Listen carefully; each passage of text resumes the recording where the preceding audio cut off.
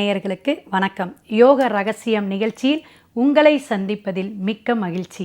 ஓம் புட்சியாய ராகவேந்திராய சத்திய தர்ம ரதாயச பஜத்தாம் கல்ப விருஷாய நமதாம் காமதேனுவே.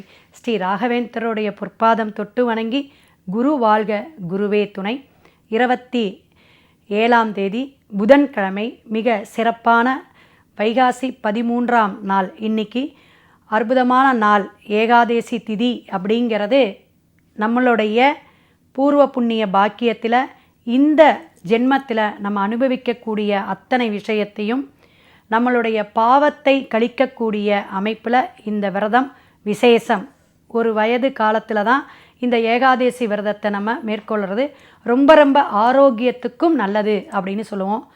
இந்த புதன்கிழமையோடு வரக்கூடிய ஏகாதேசி அப்படிங்கிறது எப்படின்னா, பெருமாளுடைய வழிபாட்டுக்கு உகந்த நாள் அப்படின்னு நம்ம எடுத்துக்கலாம்.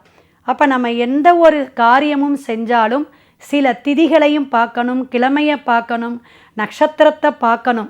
இது அஸ்தம் நட்சத்திரம் கன்னியோடைய அமைப்பில் வருது. முழுசாக 4 பாதமும் அங்கே தான் இருக்கும். சந்திரனுடைய ஆதிக்கம் அதிபதினு வச்சுக்கோங்களேன். அப்போ இந்த நட்சத்திரமும் நமக்கு ஓரளவு இன்றைக்கி ஒத்து வரக்கூடிய அமைப்பு. சர்வ ஏகாதேசியாக வரனால இன்றைக்கி எம்பெருமானுக்கு நீங்கள் துளசி, டைமண்ட் கற்கண்டு, கண்டிப்பாக முடிஞ்சால் பானக்கம் செஞ்சு கூட லக்ஷ்மி நரசிம்ம பெருமாள் கோயிலையோ அல்லது தாயாரோடு இருக்கக்கூடிய ஸ்ரீதேவி பூதேவி அப்படின்னு இருக்கக்கூடிய பெருமாள் கோயிலையோ நீங்கள் வழிபாடு எடுக்கலாம். இதனால் என்னங்க எனக்கு பிரச்சனையாக போகுமா அப்படிங்கிறத விட, புதன் பொன் கிடைத்தாலும் புதன் கிடைக்காதும்பாங்க. அப்போ நமக்கு செல்வ வளம், நிறைய பண வரவு, நிறைய நம்ம உழைப்புக்கான ஊதியம், நிறைய விஷயங்கள் நமக்கு இப்போல்லாம் நகை எந்த அளவுக்கு ஜொல் ஏறி இருக்குன்னு தெரியும். 1.5 லட்சமெல்லாம் தாண்டும் அப்படிங்கிற அளவுக்கெல்லாம் போயிட்டுருக்கு.